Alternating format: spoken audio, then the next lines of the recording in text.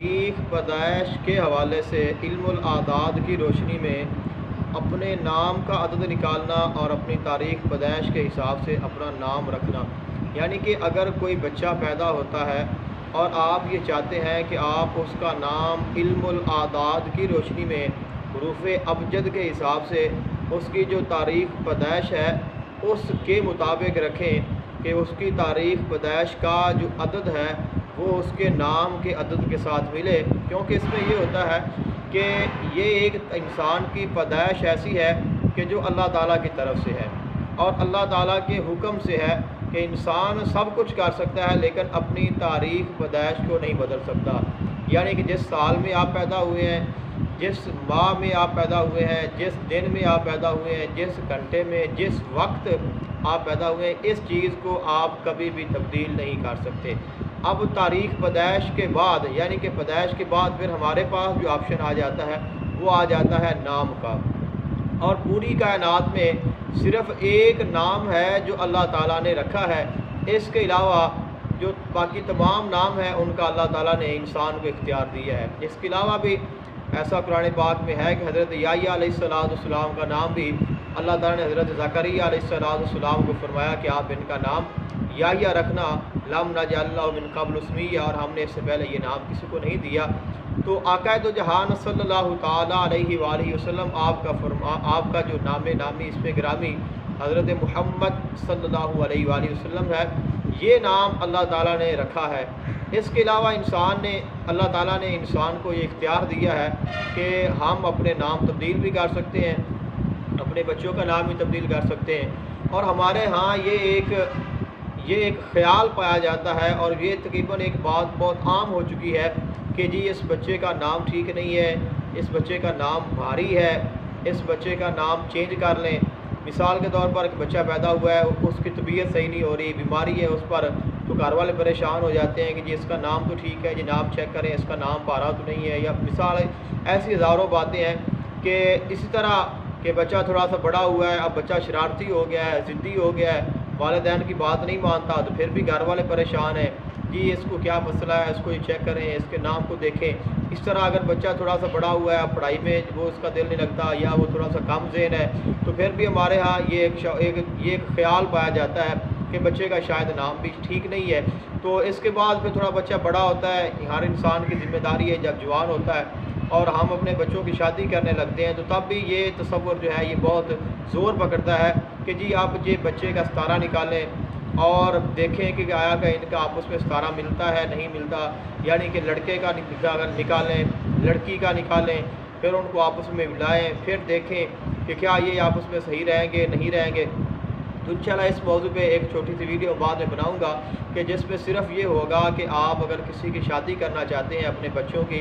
تو آپ اپنے بیٹا ہے یا آپ کی بیٹی ہے، ان کے ناموں کو لیں اور ان کے نام کے اعداد نکالیں، پھر ان کو آپس میں ملائیں، اور پھر آپ کس طرح چیک کر سکتے ہیں کہ آیا کہ یہ ان کی جو شادی ہے یہ صحیح رہے گی، کامیاب ہوگی، یا اس کے نتائج کیا ہوں گے۔ یہ ایک تصور جو خیال ہے اس کو ہم اپنی طرف سے ایک طریقے سے استخارہ ہم کر سکتے ہیں۔ تو یہ خیالات ہوتے ہیں کہ جو کہ بہت زور پکڑ رہے ہیں، تقریباً آج کل تو اگر دیکھیں تو ہر کسی کی یہ سوچ ہے کہ جی یہ کیسا ہونا چاہیے پتہ، تو اب بچہ پیدا ہوتا ہے تو فوراً یہ ذہن میں آ جاتا ہے کہ جی ہمیں نام کیسا رکھنا چاہیے، کہ کون سا ہو جو ہمیں ستارہ نکال کر دے دے، ہمیں اس کی اعداد نکال کر دے دے، ہم معلوم کر لیں کہ جی کون سا نام ٹھیک ہے۔ اب بار بار اس کا نام چینج کرتے ہیں، تو پہلی بات تو یہ ہے کہ ہمیں اسلامک نام رکھنے چاہیے، آقا علیہ السلام کے نام پر، اہل بیت کرام علیہ السلام کے نام پر، صحابہ کرام علیہ رضوان کے ناموں پر۔ تو ایسے نام رکھیں گے تو ان ناموں کی اپنی برکات ہیں، پھر جن کے ناموں پر نام ہوں گے ان کی بھی ہمیں برکات اور ان کے فیوز و برکات ملتے رہیں گے۔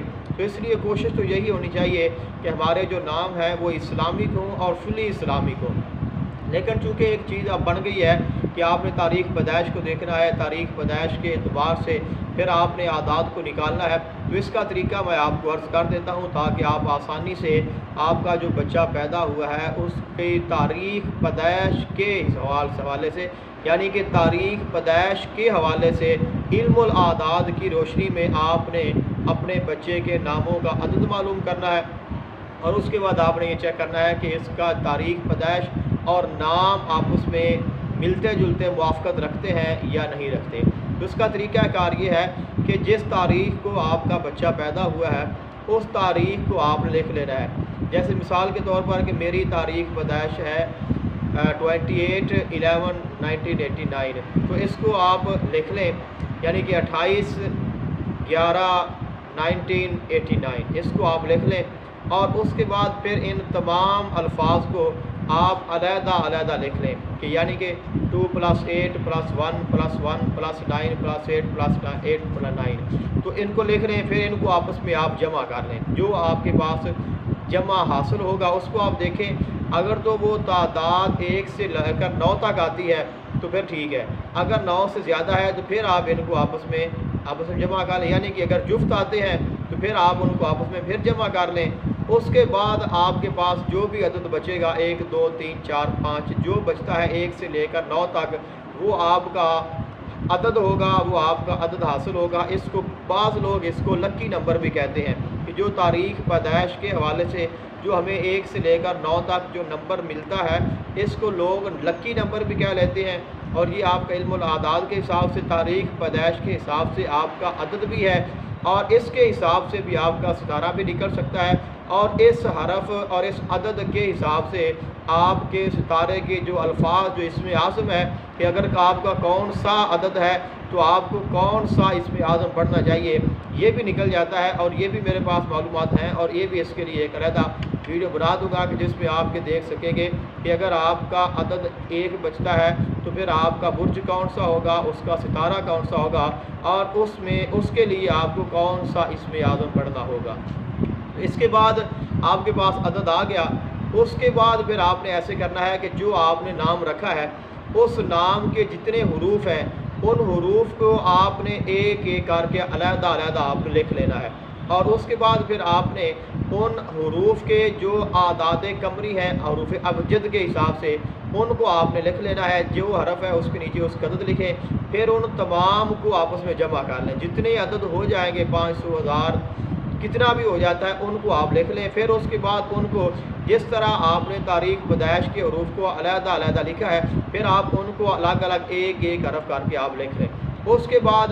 آپ کے پاس جو رقم بچے گی اگر وہ تو 1 سے لے کر 9 تک آتی ہے تو ٹھیک ہے، اگر اس سے زیادہ آتی ہے تو پھر آپ ان کو آپس میں جمع کر لیں۔ تو اس کے بعد جب آپ جمع کریں گے تو یقیناً آپ کے پاس 1 سے لے کر 9 تک کوئی نہ کوئی حرف آ جائے گا، تو وہ جو آپ کے پاس عدد بچا ہے وہ آپ کے نام کا عدد ہے، اور پہلے جو آپ نے تاریخ پیدائش کے حوالے سے بچایا تھا وہ آپ کی تاریخ پیدائش کا عدد ہے۔ تو اگر آپ کی تاریخ پیدائش کا عدد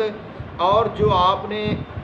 اپنے نام کے اعداد نکالے ہیں ان کا جو عدد ہے وہ 1 ہوتے ہیں تو پھر آپ کی تاریخ پیدائش اور آپ کا نام آپس میں بہت زیادہ موافقت رکھتے ہیں، جس کے آپ کو بہت زیادہ فوائد ہوں گے۔ لیکن اگر آپ کی تاریخ پیدائش کا عدد اور آتا ہے، آپ کے نام کا عدد اور آتا ہے، تو یہ دونوں آپس میں علم الاعداد اعداد قمری کے لحاظ سے آپس میں موافقت نہیں رکھتے۔ اگر آپ چاہیں تو نام چینج کر سکتے ہیں، اگر رکھنا چاہیں تو یہ بھی رکھ سکتے ہیں، لیکن یہ ایک معلومات تھی جو آپ تک پہنچانا لازمی تھی، وہ آپ نے پہنچا دی۔